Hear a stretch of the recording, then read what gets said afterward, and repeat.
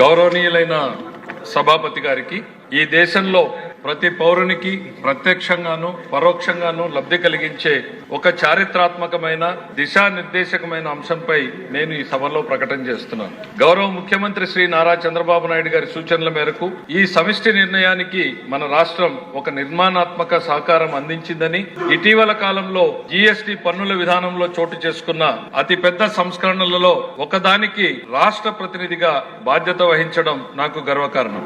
గౌరవ ప్రధానమంత్రి శ్రీ నరేంద్ర మోడీ గారు 2025 ఆగస్టు 15న 79వ స్వాతంత్ర దినోత్సవం సందర్భంగా ఎర్రకోట నుండి చేసిన జీఎస్టీ 2 సంస్కరణలు చారిత్రాత్మక ప్రకటన దేశ ప్రగతికి బాటలు వేస్తుంది. ఈ సంస్కరణలను ముందుండి నడిపిన గౌరవ కేంద్ర ఆర్థిక శాఖ మంత్రి శ్రీమతి నిర్మలా సీతారామన్ గారి కృషి ప్రత్యేకంగా అభినందనీయం. జీఎస్టీ మండలి 56వ సమావేశంలో వాటిని ఆమోదించింది. గౌరవ ముఖ్యమంత్రి శ్రీ నారా చంద్రబాబు నాయుడు గారు రాష్ట్ర ఆదాయాలకు నష్టం కలుగుతున్న సామాన్యుల ప్రయోజనాల కోసం ఈ విధానాన్ని బలంగా సమర్థించారు. ఈ చారిత్రాత్మక సంస్కరణలకు మద్దతు తెలిపిన తొలి రాష్ట్రంగా నిలిచింది ఆంధ్రప్రదేశ్.